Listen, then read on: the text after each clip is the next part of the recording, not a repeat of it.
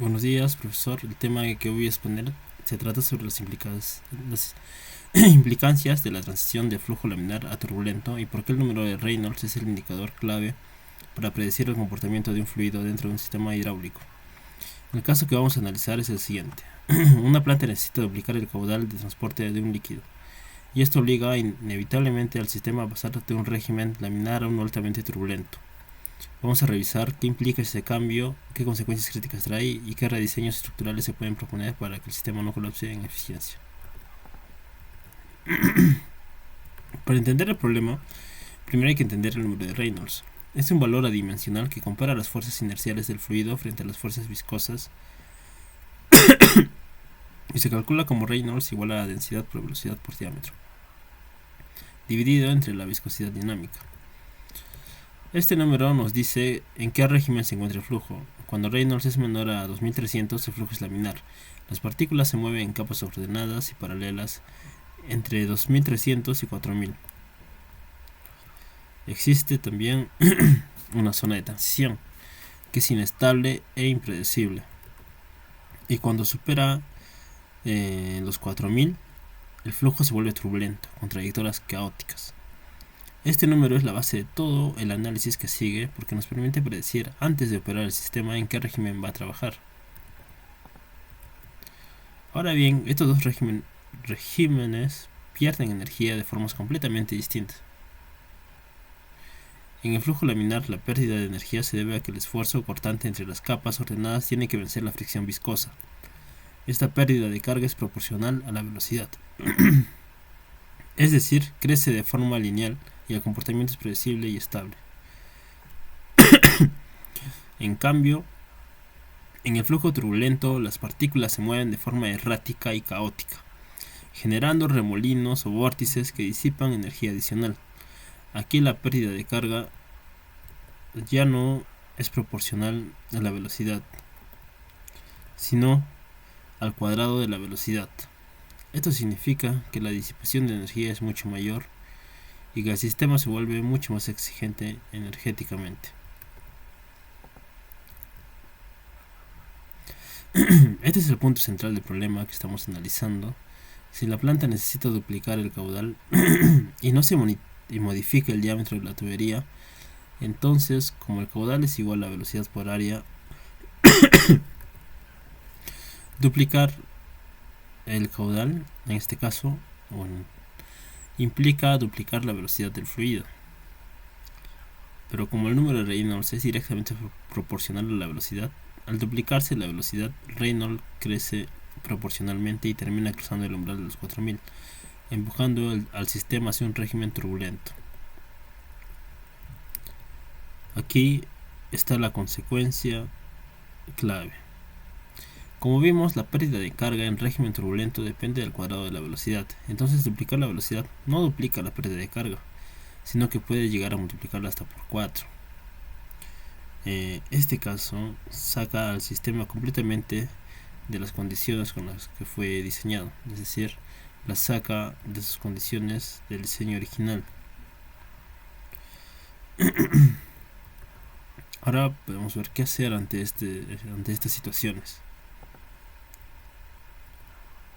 Bueno, si no actuamos frente a este cambio de régimen, las consecuencias son serias. Primero, una mayor pérdida de carga, porque el factor de fricción crece y la caída de presión se dispara. Esto exige mayor presión de bombeo. En segundo lugar, un mayor consumo energético, ya que las bombas deben trabajar con más potencia para vencer esa pérdida adicional, lo cual eleva los costos operativos. Tercero, aparece vibración y ruido, porque los remolinos generan fluctuaciones de presión que terminan fatigando las tuberías y los soportes. Y cuarto, se acelera la erosión y el desgaste, especialmente en codos, válvulas y uniones, por el impacto constante de un flujo, en este caso caótico.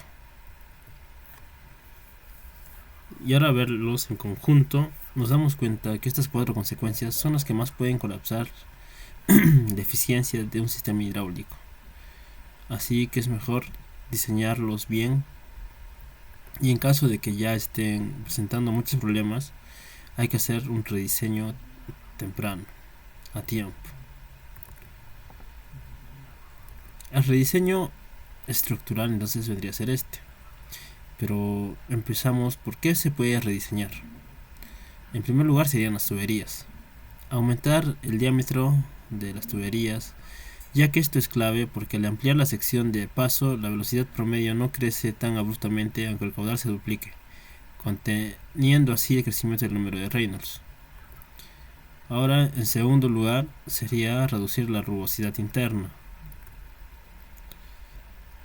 usando materiales o recubrimientos más lisos, como acero revestido, el PVC, el HDPE, lo cual reduce el factor de fricción de Darcy.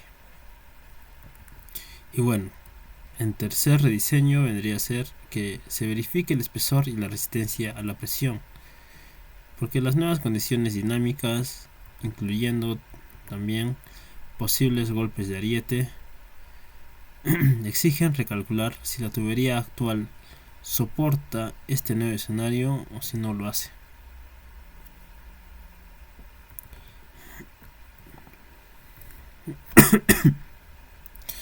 Ahora estaríamos frente al rediseño que son de los accesorios, que muchas veces son los puntos donde más turbulencia adicional se genera.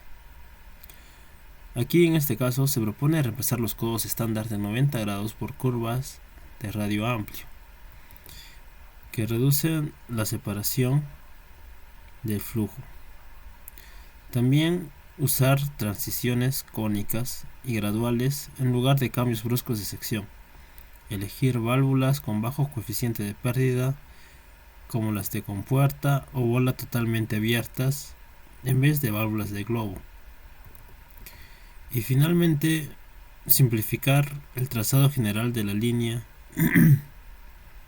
reduciendo así la cantidad de accesorios y con ello los puntos singulares de pérdida de carga. Para cerrar, quiero dejar 4 reflexiones críticas. Primero, duplicar el caudal no es un simple escalamiento del sistema, ya que cambia el régimen físico de flujo y la forma en que se disipa la energía. Segundo, el rediseño debe ser sistémico. Las tuberías y los accesorios deben ajustarse en conjunto, no de forma aislada.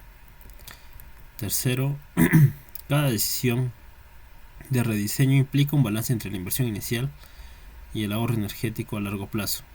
Y finalmente, un sistema hidráulico verdaderamente eficiente es aquel que anticipa el crecimiento de la demanda antes de que la turbulencia termine colapsando su rendimiento.